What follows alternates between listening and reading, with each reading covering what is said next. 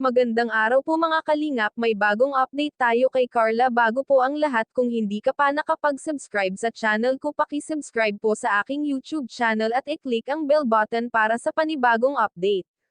Mga kalingap, tuklasin natin kung ano ang kaganapan sa bahay ni Carla. Sa hindi inaasahang pagpunta ng kalingap sa bahay nila, may inihanda si Carla para sa pagtitinda niya at paalis na ito, pero hindi na nakatuloy dahil may mga bisita siya kaya ipinagpaliban niya ito. Syempre hindi mawawala si Jomar ang kokumplito sa kanilang pagpapakilig sa vlog nila.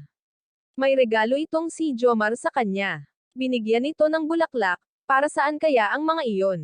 Manliligaw na ba si Jomar sa kanya? Alamin natin, tila ba sa pananalita ni Jomar ay parang kinakabahan ito, tsaka naman si Carla kikiligin, nakakatuwang pagmasdan ang dalawa, magiging good vibes rin ito sa mga manunood.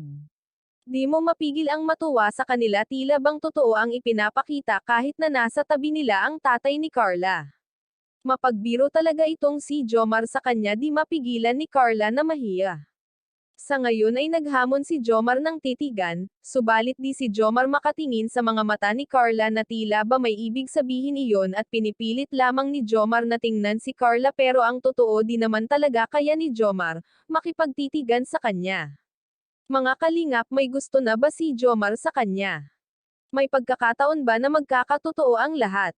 Habang sa pag-uusap ay may napansin agad si Rab. Ano iyon? Sa wakas nakita na at nakausap nila ang ina at tatay ni Carla, ngayon lamang humarap sa kanila, maaring busy ito. Napakamahiyain ang nanay ni Carla, nakatalikod habang kinakausap ito. Bakit ganon na lamang ang reaksyon niya?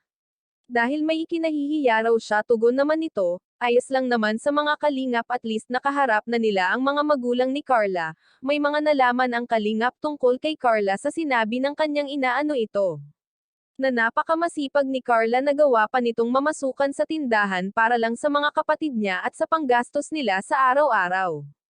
Naiiyak na lamang ang ina nito dahil sa sakripisyo ni Carla sa kanilang pamilya, nakayanan niya ang lahat ng bagay na dapat raw siya ang dapat na gumawa sa lahat.